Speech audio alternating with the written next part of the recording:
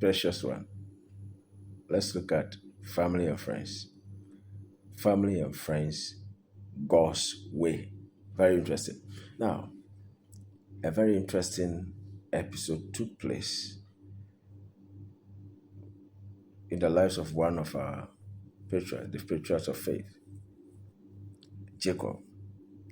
God had three patriarchs he establishes a perpetual covenant with: Abraham, Isaac, and Jacob. And I'm talking about Jacob. And you can find this account in Genesis chapter 32. When Jacob had served Laban, his uncle, in Syria or Padan Aram, and was returning to his father's land in Canaan, he got to a place he had to cross the ford, shallow crossing. And he carried his belongings and families and servants ahead before he followed at the hindermost. Now, when he was going earlier on, he had only a staff in his hand. And you remember the story where he slept and used stones as pillows, and angels were ascending and descending upon a long, tall ladder that reached into the heavens. And he got up and said, surely the Lord was in this place. And I didn't know. He called that place Bethel. But initially it was called Luz. And he made a vow and said, God, if you will keep me in the way I go and bring me back to my father's house safely, of all that I receive, I will give a tenth to you. Now that is one discussion for another day. The covenant of tithing began with Abraham, went through Isaac, and handed down to Jacob. And this was before the law. So the issue of tithing even existed before the law and continues. But I'm talking about a very important issue, a very important happening in the life of Jacob.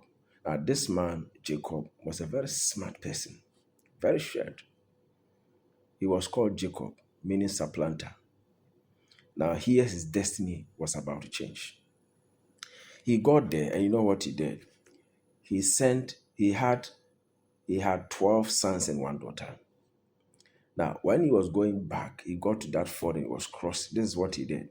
He sent his servants ahead and gave them present in case they met Esau, his brother, because all along he was living with the fear that Esau will come and attack him because he took his blessings. In any case, the blessing was Jacob's and not Esau's, because Esau had sold his birthright already to his younger brother. And the mother just schemed and made sure that the blessing went to Jacob. In any case, again, inside the womb of the mother received the prophecy while they were inside the womb that the elder shall serve the younger. So she schemed and made sure that that took place.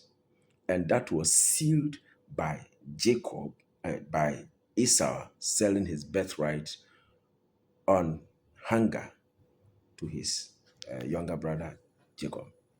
Now, so Jacob was going back, and because of that fear, he sent the servants ahead, followed by the children of his concubines. You know, he had two wives. He wanted to marry Rachel. The uncle was a chief schemer, gave him Leah before, which in fact gave him Leah instead, and decided to work another 7 years for the one he loved, which was Rachel. So he served 14 daughters for these two ladies, two wives, and served another 6 years.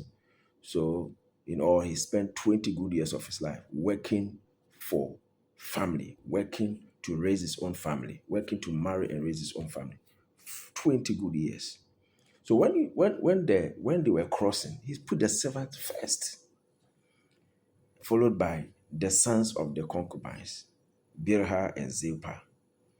Then these were also followed by the children of Leah, the first wife.